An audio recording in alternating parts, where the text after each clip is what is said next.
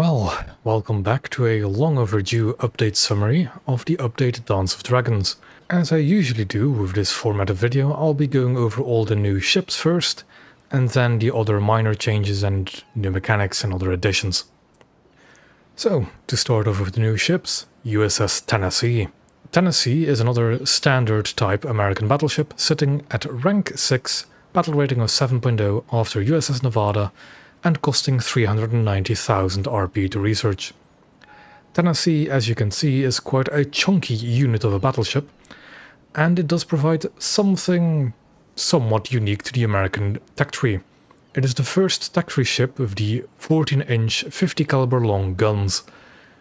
These guns were previously only seen on the event ship Mississippi. So, that's really it about Tennessee. It is another standard type American battleship with the same strengths and weaknesses, but with slightly better guns, although the same painful reload. I will say though, Tennessee is an absolutely gorgeous looking chunky unit of a battleship, and it is one of those ships I really want to get as soon as possible. And that is all for the US, so next we move over to Germany with the Der Flinger. Quite a popular ship, and sitting at a battle rating of 6.3 at rank 5, just after Von der Tann. I can kind of see why. It costs 290,000 RP to research, and has a decent armored belt, and also a decent speed, but that is to be expected for a battlecruiser. The Flinger carries the German 12-inch guns, which should be well familiar to most people at this battle rating for Germany, but the combination of speed and somewhat great armor should be quite nice. So this is also a ship that I'll be looking forward to getting, although I haven't quite had the time to get it myself quite yet. And then next up, since that is all for Germany, on to Russia, with their sole addition, the battlecruiser Ismail, sitting at a battle rating of 7.0 and costing 380,000 RP to research, and sitting in a tech tree before Kronstadt or after Imperatrice Maria. Ismail is quite a interesting Russian ship to be added. It is a 14-inch armed Russian battlecruiser, the first appearance of this caliber in the tech tree. However, not all is sunshine and roses for this ship. It is a battlecruiser, meaning that it is not well armoured, and all the magazines for these main gun turrets are exposed above the waterline and are not protected by fuel tanks all that well. I have fought the Ismail quite a few times, and I will say those turrets do go up rather easily. But anyways, the Ismail is definitely a nice addition to the Russian battleship lineup. Then, after the Russians, we go to Britain, which only have one actual tech tree addition this update, but we did get a British event ship, so I'll also go over that. Seeing as I'm this fashionably late anyways, I might as well cover some more that happened this update. But anyways, first off, HMAS Fremantle, a British coastal vessel coming in at rank 4 at a battle rating of 3.0, sitting after HMAS Arrow in the British coastal tech tree. This boat costs 89,000 RP to research, and it is armed with a single Beaufort mount in the front and a handful of 50 cals. On first impressions, this boat doesn't look all that special or all that good, really. At 3.0, the Beaufort boats do tend to suffer a little bit, although I have heard decent things about Fremantle, so I won't bash it before I've tried it. Another funny thing to note about Fremantle is that the rear gun, the rear 50 cal, has a mortar, an 81mm mortar, on the same mount. For those of you familiar with the PTF-7 Nasty in the American coastal tree, you should know that this mount on that ship can switch between being the mortar or being the 50 cal. For some reason, on Fremantle, it is both at the same time. Luckily, I guess, it does actually prioritize aiming the 50 cal over aiming the mortar. But it does mean that whenever you try to shoot the 50 cal in the rear, it will also shoot the mortar and miss completely at whatever you're aiming. A bit of an interesting bug perhaps, but noteworthy nonetheless.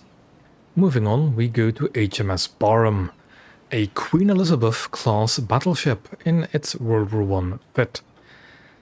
Barham was one of the most recent event ships and is thus not available for RP or doesn't really have a spot in the tech tree.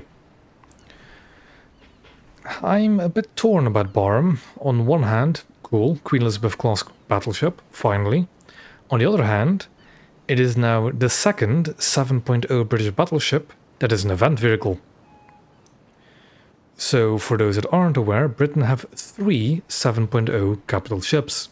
HMS Hood in the tech tree, HMS Renown as an event ship, and now HMS Barham as an event ship. This is wrong. There's no real way to sugarcoat it. This shouldn't happen. A nation shouldn't have 2/3 of its top tier lineup be event vehicles. Hopefully, this mistake or this wrong will be righted by the end of the year, but somehow I do not have high hopes. As for Barham itself, I actually quite like it. I played it during stream when I got it, and it was okay. It is a little bit squishy, seeing as the main belt armor is not particularly big, and the armor plate which protects most of the crew compartment is only 9 inches thick. Not quite good enough at 7.0 with all the 16 and 15 inch guns rolling around right now. Heck, even 14 inch guns will penetrate that with relative ease. However, the Barham's 15 inch guns do pack a hefty punch themselves, and thus Barham isn't all that bad. In all honesty, I actually do quite like it, and somewhat preferred over HMS Renown, although Barham sadly is also quite vulnerable to ammo rack detonations. Then moving on from Britain to Japan, we'll go with the worst first, the PT-802, a 2.0 coastal vessel and setting after the Type T-38 in the tech tree. This boat costs 14,000 RP to research and is armed with a single 40mm Bofors gun on the rear of the ship. This vessel, in all honesty, is just bad. If you're playing Japanese coastal, try and avoid it or just skip over it. The 40mm on the rear, whilst a potent gun, only has a firing arc towards the rear half of the vessel. And the ship itself is not particularly fast either, coming in stock at 44 km an hour. I haven't actually been able to spade it yet, so I don't quite know what the spaded top speed is, but it won't be much better. And with the hull shape of PT-82 in rough sea conditions, you're not going to hit anything with that 40mm even if you were to get it on target. PT-802 is also armed with 2 torpedoes, but these are the same torpedoes as in PT-808, which are anti-submarine torpedoes and thus quite slow. All in all, just skip over PT-802. It doesn't even have a lineup, really, because it is a 2.0 and the only 2.0 vessel in the Japanese coastal lineup. So you're either up-tiering your quite fun 1.7 lineup, or up-tiering the already bad ship to 2.3 and beyond in a 2.3 lineup. So yeah, that's PT-802. Then we go on to one of the main attractions for this update, and especially for Japan, Amagi. Amagi is an unfinished battlecruiser, carrying 10 16-inch guns, and has the biggest firepower of any Japanese battleship that is feasible to be added before Yamato. Amagi is, as a battlecruiser, quite thinly armoured but quick. However, with all of her magazines being above the waterline, that less armour doesn't favour it too well. But the superb firepower and still the excellent reload does help it a lot. Amagi, of course, being what it is, sits at 7.0 behind Ise of all things, costing 400,000 RP to unlock. I have a little bit of a love-hate relationship with Amagi. One, it performs fine enough, but I have some issues with the physical model of it. So, for those of you that might be more familiar with Amagi, you will note that this ship doesn't quite look right, and that's because it doesn't look right at all. There is a nifty little article, although written in Chinese, so you might have to take out some of your best auto-translation to figure out what is actually written, that goes over everything that is wrong with the model of Amagi. So, the turrets are wrong, they're actually from the refitted Nagato and not the Amagi as she would be completed. The superstructure is wrong on multiple levels, the vision ports in the conning tower are ridiculously big. The actual helm level, the bridge level itself, is too high, it should be closer to the conning tower. One of the decks with the searchlights on them is flipped, from what I can tell, and there are several more mistakes in the upper part of the pagoda mast. The funnels are split, whilst they should be one merged funnels according to the last produced blueprints of Amagi, instead of the original blueprints, which this is based off. The 12cm anti-air guns shouldn't have gun shields, those were only a thing much later. The aircraft catapult on one of the turrets should be a flying off ramp and not a catapult, and so on. But as you can tell, quite a lot of mistakes. And again, seeing as the article I refer to here is written in Chinese, I couldn't translate it perfectly, so I don't quite understand what all the mistakes are. But if you do have a better translation tool or you speak Chinese yourself, give it a good read. It might be interesting. So yeah, Amagi is a little bit of an anachronistic mess. But nonetheless, her armor values seem to be correct, her gun performance is the same as Mutsu's, so Amagi still functions properly within the game, so to say. So yeah, that is it for Japan. Moving on. Onto the sole addition to the Italian tree, the MAS 441. This is quite a fun little boat with a single 40mm pom-pom-esque gun on the front, but it is Italian, so it isn't quite a pom-pom. But yeah, this sitting at a BR of 2.0, costing 14,000 RP to research, and sitting after the MS-53 at rank 2. The MAS 441 is quite fun from what I've heard. I have yet to actually get it myself, but it does look like a fun, dinky little potent with a 40mm armed boat. So yeah, that's it for Italy. Then we move on to France with one of the more interesting additions, Mogador. Quite a famous French destroyer, and does it hold up in game? Well, not really. Mogador is a battle rating 4.7 destroyer costing 26,000 RP to unlock, coming in at rank 3, just after the Marceau. Mogador is armed with 8 of the French 138mm gun. This also being the longer gun with the higher velocity.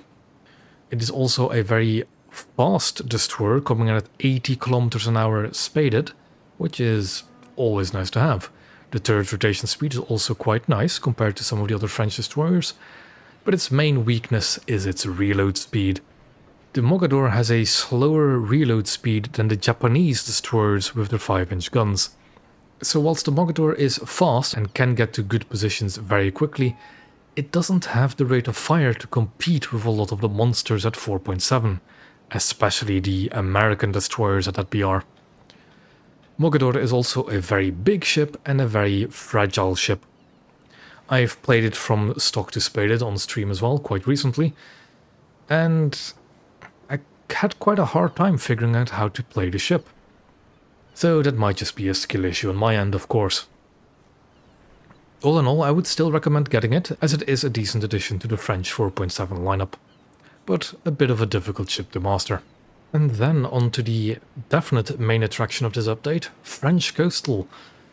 And you might hear me sound a little bit excited, because I am. The French Coastal tree has been treating me pretty well, and it does contain some very unique and interesting ships. Now, I won't get into all of these ships as detailed as I would with the previous one, so let's just give it a quick rundown. The first 3 ships, VTB 8, 11 and 14, are not great. I'll be very honest with you all, they're not great. I have found with my experience and having premium time, which always helps of course, that grinding them does go pretty quickly. But I will recommend, if you're trying to spade them yourself, get in close to the enemy, get as close as you possibly can. Even if it does mean that you yourself become more vulnerable, it is one of the only ways to make your 7.7s actually work. And at 1.0, if you sink, you sink, take your next spawn and keep going. VTB 13 is a very noticeable step up in firepower and a genuine enjoyment. VTB 13 having a single 20mm ore gun at the back, but with decent frontal firing arcs, at 1.3 is a very fun vessel. I highly recommend people get that and play it a lot, it is a very fun boat. Then at rank 2, the VTB 19 is alright. I find that the 20mm is a bit inconsistent on choppy waves, but an alright boat, with a considerable firepower improvement over the rank 1 boats of course. VTB 96 is a bit weird, as it is just a British Vosper 2, but at a higher battle rating because it has 2 twin 7.7s extra. Very strange. But luckily this higher battle rating has not impaired the MTB 96 all that much. Also a great boat. Then at rank 3, we'll first go with the L9059 as I've actually played it. L9059 is not that particularly great, but I do have a soft spot for it. It is the first appearance of the British 25-pounder artillery gun in-game, and those are actually decent guns in Naval as well, especially on a coastal vessel. Although you do need to have good luck with the maps and matchmaking of course, as this vessel is 2.7. Then Arras at 3.0 is, from what I've heard, an incredibly good ship, getting the blue water damage model but a coastal spawn with the battleship secondary 138mm guns. This thing packs a punch, can take a beating, and is just all round a dangerous opponent. I am very close to getting the Arras myself, and I can't wait to get some battles in it. Then at rank 4 we have the VLT-1, which is the expected Tech 3 counterpart to the premium and pre-order VLT-2. The VLT-1 is a Bofors boat. You can't go wrong with Bofors boat, and now that has been moved down to 3.3 from 3.7, it's fair enough. It does have some unique torpedo launchers, which is a nice touch. Then the other rank 4 boat is La Surprise, which is indeed a little bit of a surprise, as it is the British River-class gunboat, or frigate, corvette, whatever, which in the British tree is an event premium, whilst in the French tree it is just a Tech 3 vehicle. The noticeable difference between the British one and the French one is the anti-air armament. So while the British River class has 2 40mm Bofors and 2 20mm, the French River class, or the Croix de Lorraine class, has 7 single Oerlikons and 2 dual Oerlikons, carrying a lot of 20mm then. All in all, it is not a ship I'm going to complain about, although one thing to note is that it does get counted as a frigate, so it has the blue water damage model and the blue water spawn. But as opposed to some other frigates, it doesn't get the lead indicator in RB, so you need to be a good shot to get the most out of La Surprise. And then the pièce de la résistance for the French coastal tree is La Combattante. Now sitting at 3.7 compared to original 4.0, La Combattante is a unique ship carrying 2 Bofors 40mm, which is not that unique, 2 50 cals, and 4 SS-11s surface-to-surface missiles. These are surprisingly similar to the ground-mounted SS-11s on some of the French tanks and other tanks, but in Naval they are not quite as good, with a maximum range of 3 km and a rather low speed of 220 meters a second. These are pretty reliably going to do a lot of damage to a coastal vessel they hit, but again, that low speed might actually mean that you'll kill them with your 40mm long before the SS-11 will actually reach. Another thing to note for the ship-mounted SS-11s is that they are mouse-guided and not keyboard-guided. And that's it for the French coastal tree and it for the Naval editions this update. So, with all the new vehicles out of the way, what else has changed? Well, onto the good news first. There are some quality of life changes really. That's about it. One of these changes being the X-ray filter. Of course, this is not just exclusive to Naval, it is also for air and ground, but for Naval it can be quite nice when looking at a battleship. This way you can figure out where your ammo is exactly stored, how your modules are actually laid out in your ship without any other modules obstructing the view.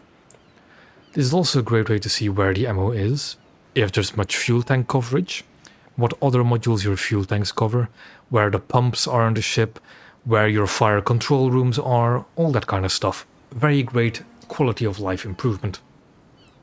There are also a variety of other minor changes here and there, which are, in my opinion, so minor I don't actually know what changed, so I'll just let them appear here on screen. And as always, whenever an update goes live, do read the patch notes for yourself and see if you can spot what changed. Even someone like me, who's usually on top of all the news related to War Thunder, can miss a change or two every now and then.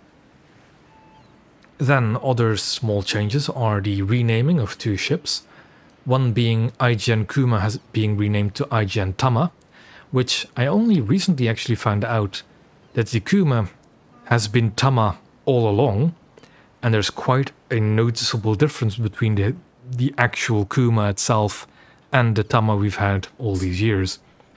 These differences being in the superstructure, the bridge, the funnels, and even the gun shields.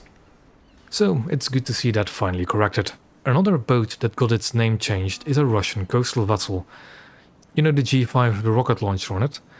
That thing used to be, I believe, TKA 106, well, it is now TKA 412. What the exact differences was between the TKA 412 and the ship it was before, I don't know. I'm not all that up to date on Russian coastals, so if you can tell me, please do. Another change is that when you now launch a float plane, when you're flying said float plane, you will now see the minimap, which you didn't before. I never even really noticed because I don't really use the float planes all that much other than for capping. But them now having a minimap as well is a nice touch and might be quite useful for referencing what you're seeing to what is on the map. Then a change for arcade battles is how the lead indicator is shown, or the calculation for the lead indicator. The lead indicator in arcade with the arcade aiming system is still the big old circle, but instead of having another circle inside of it to indicate the updating of the lead, you now have a bar like the realistic battle aiming system. Then a fairly significant change is a change to ship towing. As you might have noticed in the previous screenshots, there is no longer a tow line icon on the toolbar. Well, that's because they changed when you're able to activate your tow rope. And it has a reason, but I'm not particularly a big fan of it. So, instead of being able to activate the tow rope whenever you want, under any circumstance, you can only now activate it when you are beached. So when your ship is run aground and it has a timer saying you will leave the vessel in X minutes, only then does the tow rope automatically activate, and any friendly ship nearby, or close enough, will just have to press T and immediately and automatically attach a tow rope to you. This, not the biggest fan of, because you can no longer decide where to attach the tow rope to, and this means you can no longer speed boost slower vessels with faster ones in Naval. If some of you still recall the stream I did with the Italian event vehicle Alcione, you noticed that during it I had a squad mate tow me in his fast destroyer to get my Alcione into more combat capable positions faster. This is something you can now no longer do, and probably because of the very reason that you could tow slower ships with a faster boat and get them where they shouldn't be able to get within a certain time. Somewhere I understand the reasoning why they did this, because that is not really what a tow rope is used for. But on the other hand, it is a little bit lame. But oh well, it is something we'll have to live with. And with my fashionably late production of this video, I have also noticed the BR changes. All in all, nothing too offensive in the BR changes when it comes to Naval. Some struggling cruisers got moved down, which is understandable. Some coastals with the blue water damage model got moved up and changed a bit in the tech tree. That's fine. Fun fact actually. Because the Candid and the Asheville swapped places in the tech tree, it makes the Asheville cheaper to unlock and spade, whilst it makes the Candid more expensive. It's a win-win for me because I've already spaded Candid and I still have to spade Asheville. So I'm definitely not complaining about a cheaper grind. But then other than that, we had the French coastals moving down as well, which were over BR to be honest. The VLTs going to 3.3 makes sense, Combatant going to 3.7 makes sense. So nothing all that offensive for the Naval side. However, here I have to go into a little bit of a micro rant, and that is about battle ratings, and the lack of any changes, or really big changes, in Naval ones. Now, I don't want to get too deep into it because battle rating balancing is a little bit too complicated even for me, but the one thing that I am going to say is that it is a little bit, I don't want to say offensive, but I don't really know a better word for it, that we are still at 7.0 for the maximum BR of Naval. I want to just highlight again that with the introduction of Amagi with its 10 16-inch guns and 10-inch armor, we have, at the same battle rating, its predecessor class, the Congo, with 8 inches of armor and 8 14-inch guns. The Amagi is a literal successor to the Congo class in every single aspect, except for maybe ammunition placement, but oh well. But it is the exact same battle rating. it doesn't make any sense. So I think it is well overdue that we see a BR increased from 7.0 to, I'd say, even 7.7 or 8.0 to maybe get some much needed breathing room for cruisers and maybe even destroyers. But well, I don't want to get too deep into it, because battle rating balancing is a little bit too much for even me to get into. So while this isn't quite a full-time rant like I did last time, I do want to make a note of the bad things about Naval updates as well, even if they're not directly correlated to the same update. But overall, with this update summary now being concluded, it has been a pretty decent Naval update, although, to bring a little bit of negativity back, Naval is getting a little bit stale without any real technology progressions and battle rating changes. Sure, the introduction of Amagi is another step forward towards the bigger battleships, but in case you aren't as familiar with naval history as I am, something you should notice is that we haven't gotten a single battleship that is post-naval treaty era. In other words, we haven't gotten a single battleship, except for Scharnhorst technically, that is post-1920s. Maybe this will change by the end of the year, but who knows. Again, to summarize, it's been a decent update, a little bit stale without any real BR decompression, but oh well, some good quality of life changes, some more questionable, mainly the tow rope one, but the next update is soon around the corner again, and I really need to work on my upload schedule, and hopefully that'll bring some more interesting stuff to Naval. Anyways, thank you all for watching, and I will see you soon again.